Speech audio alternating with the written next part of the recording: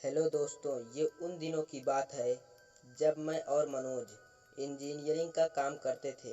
हम दोनों साथ में ही रहा करते थे।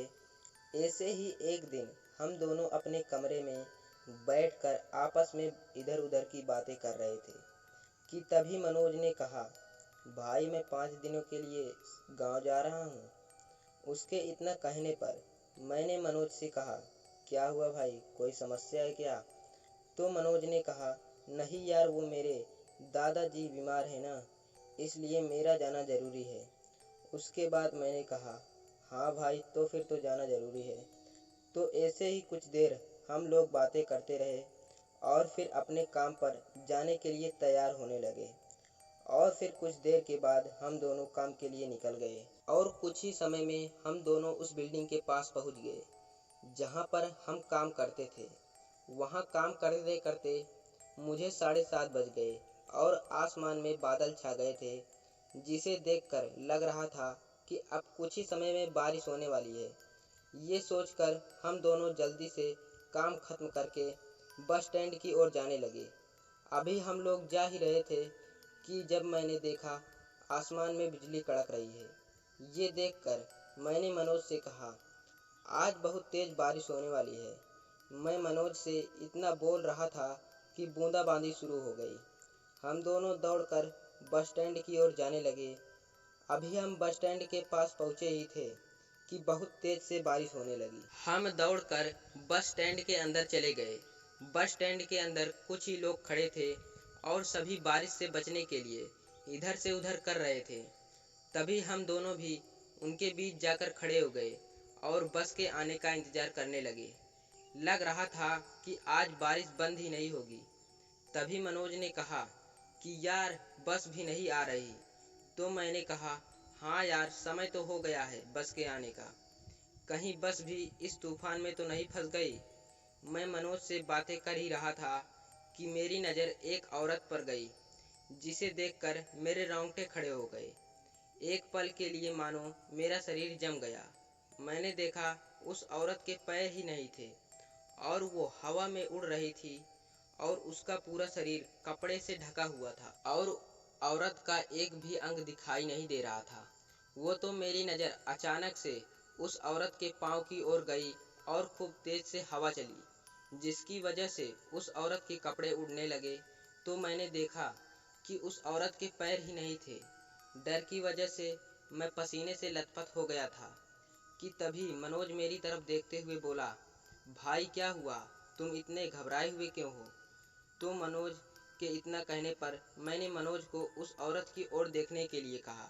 मेरे इतना कहने पर मनोज उसकी ओर घूमकर देखा तो उसने कहा, कुछ भी तो नहीं है, बस ऐसे ही। उसके इतना कहने के बाद मैंने सारी बात मनोज को बताई। मनोज मेरी बात को सुनकर हंसने लगा। जहाँ मेरी डर से हालत खराब थी तो वहाँ मनोज को हंसी आ रही थी।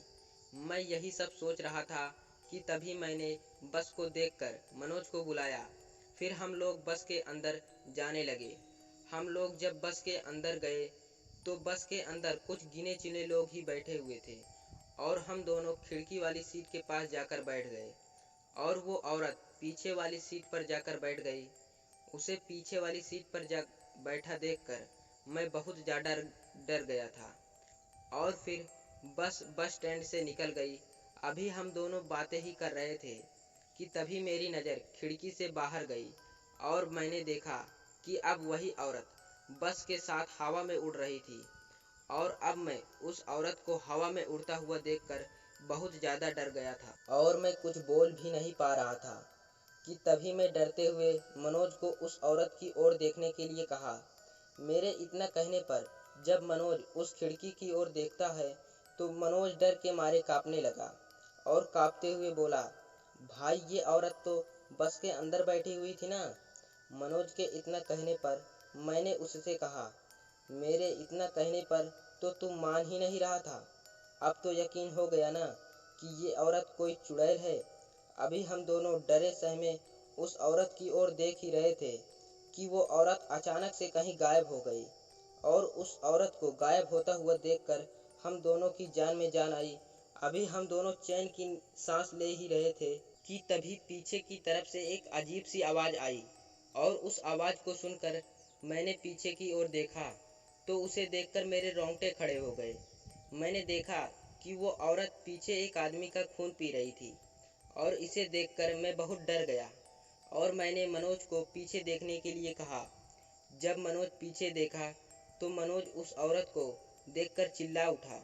मनोज की चीख सुनकर बस में बैठे सभी आदमी हमारी ओर देखने लगे तो उन सभी के होश उड़ गए। उस औरत को खून पीता हुआ देखकर सभी बहुत ज़्यादा डर गए और सभी बस से नीचे उतरने लगे। अब हम भी सब लोगों के साथ नीचे उतर गए और हम लोग जब बस से नीचे उतरे तो अभी भी बारिश की बूंदाबांदी हो रही थी और इस अंधेरी रात में किसी को कुछ भी समझ नहीं आ रहा था कि हम लोग किस तरफ जाएं कि तभी सभी लोग रोड के आगे की ओर भागते हुए जाने लगे।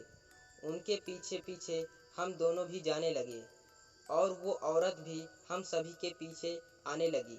उस औरत को अपनी ओर आता हुआ देखकर हम सभी लोग बहुत ज़्यादा डर गए थे। अब हम सभी को कुछ समझ नहीं आ रहा था कि इस औरत से पीछा कैसे छुड़ाएं और अभी रात के 1 बज रहे थे और इस समय इस रोड पर किसी भी वाहन का आना जाना नहीं था और हम सभी भागते जा रहे थे और वो औरत हम लोगों के पीछे ही आ रही थी कि तभी मनोज ने कहा कि भाई हम सब कब तक भागते रहेंगे। तो मैंने कहा कि जब तक कि हम सभी का इस औरत से पीछा न छूट जाए।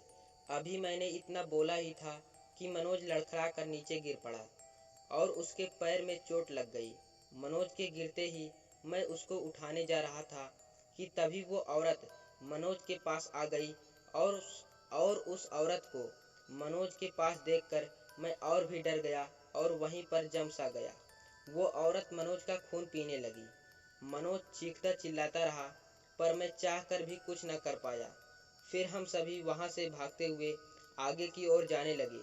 अभी हम सभी भागते हुए जा ही रहे थे कि तभी मेरी नज़र दूर रोशनी पर पड़ गई जिसे देखकर लग रहा था कि वहां पर कोई गांव है और इसे सोचकर हम सभी वहां पर जाने लगे। वो औरत मनोज का खून पीकर फिर से हम सभी के ओर आने लगी और वो औरत एक एक करके सभी को मारने लगी और अब उस गांव तक पहुंचने में मैं और ड्राइवर ही बचे थे और बाकी के सभी लोगों को उस औरत ने मार दिया था। हमें गांव के कुछ आगे एक मंदिर दिखाई दिया जिसे देखकर हम दोनों उस मंदिर की ओर जाने लगे।